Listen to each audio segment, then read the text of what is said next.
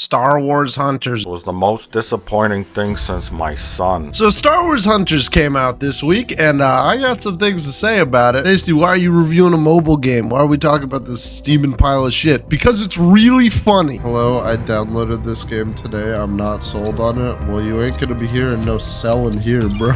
This dude's in here like, I'd love to hear your input on this. Nah, bro, this game sucks. Welcome to this week's Meaty Monday. And a quick shout out before we start getting into this. It is Vivy's birthday, so drop her a happy birthday in the comments. So Star Wars Hunters is a 4v4 hero shooter on mobile and Switch. Before this game launched, I didn't believe it was a real thing, because all of the content they surrounded the game with was almost exclusively CGI cutscenes. No actual gameplay, even up until launch. So this game seemed like vaporware to me. But no, it's a real game, and it really blows ass. This is a fascinatingly terrible title in pretty much every single instance. Gameplay, character design, art direction, UI, UX, music, voice lines, performance.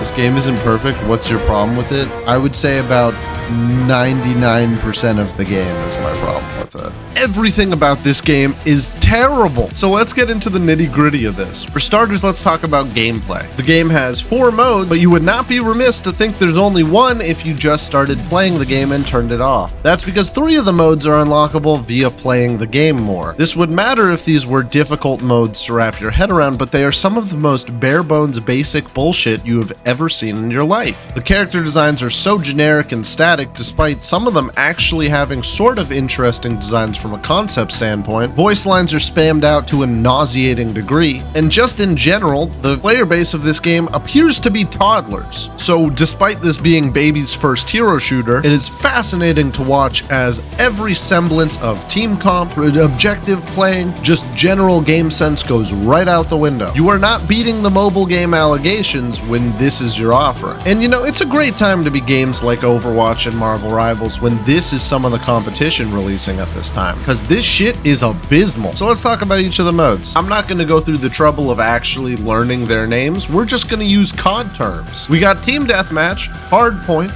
Domination, and not COD terms for this one, Oddball. All of these modes have their own unique fucking problems. The maps are littered with health packs and ult charge stations which allow you to get your ultimate or heal up basically off cooldown. Team Deathmatch is a clusterfuck because, well, to be quite frank, your team comp doesn't matter at all when the only thing you're playing around is elimination. The matches are first to 25, so like all of the modes, it's done within about 5 minutes. Because of this, you're basically just spamming abilities off cooldown while fighting the clunky ass controls on console and also mobile, just to get a semblance of control out of a game that is not designed around it. The game has a tutorial mode which tells you all of the basics of a hero shooter, and a training range for if you need to practice the characters with no tech or remotely challenging abilities to use in the slightest. The map designs are chaotic and insane, and not in a fun way. However, this game is kind of like the Room of hero shooters. It is so terrible that it actually comes back around to being hilarious. Let's talk about all the characters in the game. The first thing you'll notice when you start playing this game is that you don't get access to a roster of characters. You have to grind to unlock them, and boy is grind the correct terminology to talk about this. I've played over 5 hours of this game and I only have a handful of characters unlocked, with about half the cast still locked. But even in doing that little amount of playing, there's some serious concerns that start to show up. The first character you start out with is Amara Vex. Because of the fact you only have one character, I'm pretty sure the game puts you in bot lobbies. The reason why I say pretty sure is because looking back on it, I have no idea if I was playing against real players,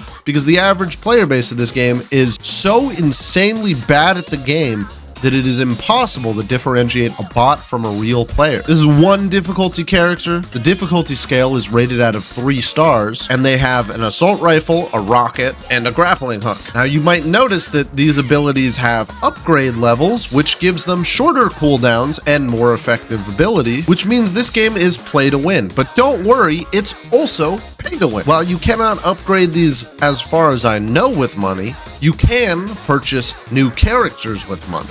And because of the fact that characters are time-gated through unlocking them, and you get to play things like ranked well before you even have a full cast of characters, you're probably going to find yourself a lot of the time getting screwed over. The next character you unlock is Zyna, who might be the single most brain-dead support character I have ever seen in a hero shooter. This character gives Launch Brig a run for her money. This character, as far as I can tell, only has one way of healing. The New Republic is alive and well, will be spammed every quarter second by this character because she only has 2 voice lines. This lady over here, this lady never shuts the fuck up. The New Republic is alive and well. The New Republic is alive and well.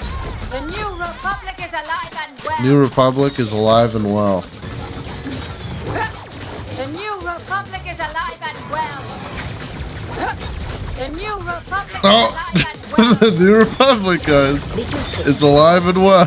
Her 2 abilities are a healing bomb and a dodge roll. Because of the fact that the healing bomb is an AoE heal with no lingering effect, you actually do have to time this fairly well if you're trying to play support for your team. But you won't need any timing when you start rolling around the point, cartwheeling everywhere like a cracked out circus clown, chucking pots of healing at your feet like you're playing Clash Royale and heal spell meta. This character is one of the clunkiest weapons to use I have ever had the misfortune of using in a game. I just stalled that in front of their entire team. This character is stupid as shit. But that segues great into the next character, Groz. You think this character is supposed to be a tank? No, the last one was a tank. This character is just a feed magnet. This is like Reinhardt without any sauce. Character is a difficulty 1-star. I personally think it's a difficulty 3-star because it's so goddamn hard to stop this player from feeding when you have one on your team. He has no range, no damage. His abilities are to run in and feed, heal while doing literally nothing else, and have an AoE slam. His ultimate ability chucks a rock around that bounces around like Wrecking Ball on that one funny April Fool's patch and stuns like crazy. One of the next characters you unlock is the Sentinel, who's probably the closest thing to a well-designed character in this game. However, there's still a lot to say about this character because he brings up some pretty important problems. The maps are built around mobility, but they also aren't. The maps have jump pads everywhere so that even non-mobile characters can access stuff like high ground. Why would we want to make it so that you have to pick your characters around the map and around a playstyle? No, we'll just let you jump around like a fucking Looney Tunes character the whole time and hope it works out. This character exposes another problem with the game. Apparently they don't have the rights to actually use Star Wars songs,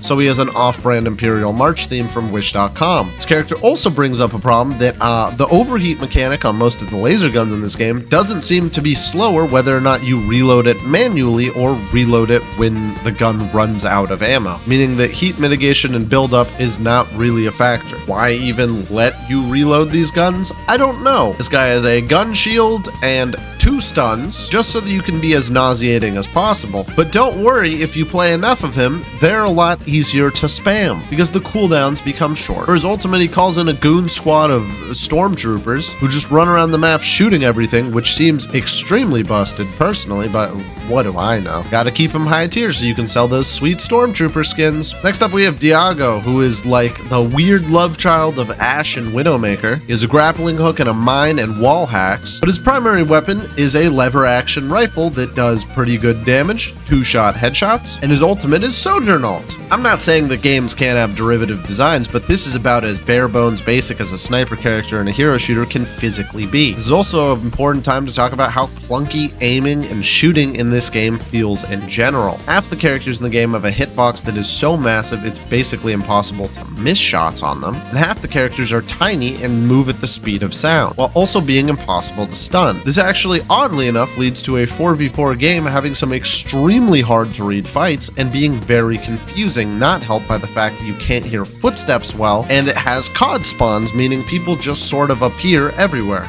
Which doesn't make sense because there is a spawn room on all these maps, but it is not utilized appropriately. And then finally we have Skora, who is just Ana, but has the ability to octane stim around the map. This character is ridiculous. She can heal while shooting, but also has an ability that heals by shooting, but you don't have to aim on. She has 2 charges of an ability that lets her cross most maps, while also making her CC immune, and she already has a very small frame, so it's extremely difficult to actually hit her. This character's damage and healing output is ridiculous, especially compared to the fact that the character you get for just starting playing the game can only heal on a cooldown. This character heals all the time always, but also does ridiculous damage, and also can contest points in your backline with 1 cooldown. and also can escape with 1 cooldown at the same time. Her ultimate ability is AoE healing, shocker, but it also is AoE damage over time. Also shocker. And finally, we have Aaron Tall, who's a Mandalorian, who seems extremely strong, personally. Boy, do I wish I could play this character, but I'm not paying $10 to play him, and there is literally no other way to unlock him. See, I could sit here and talk about all these other characters, but the way to unlock them sucks so hard that I don't want to play this dog shit game more to unlock the rest of the cast. It's a shocker to me that most of the cool characters, like characters that use lightsabers, or the 2 Jawas on each other's heads, or the guy driving a droideka, are all saved for last in the unlock process, which means that realistically most people aren't ever going to get to play the actually interesting characters. They're stuck with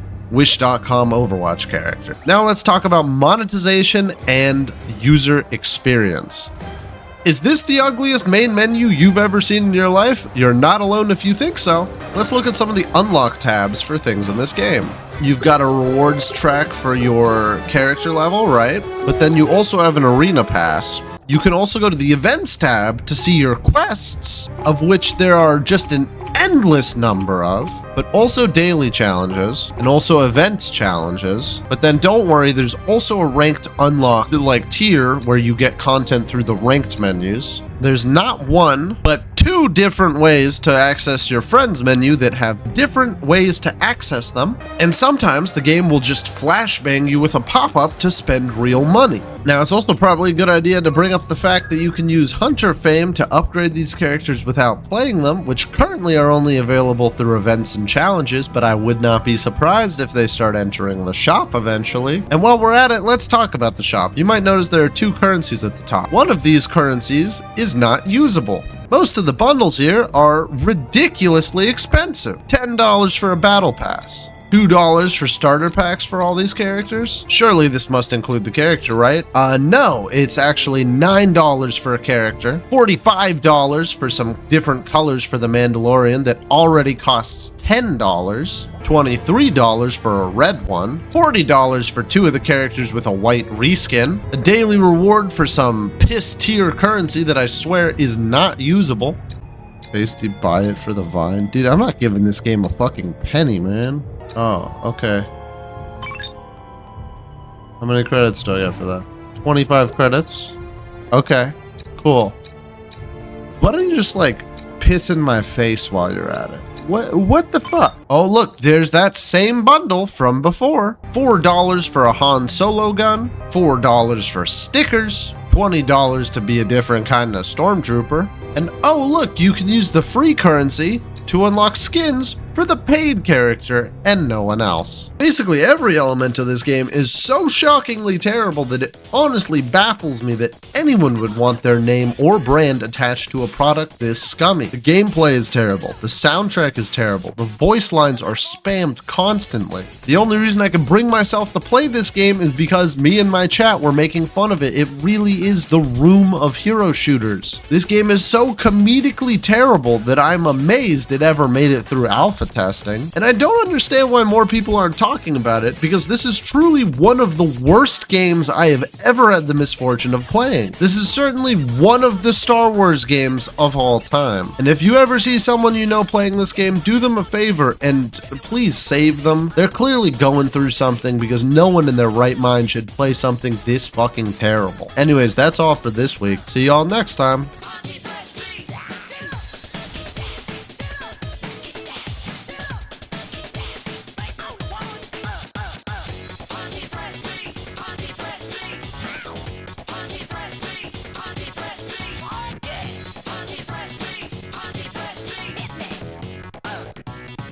Ain't nothing like a funky beat.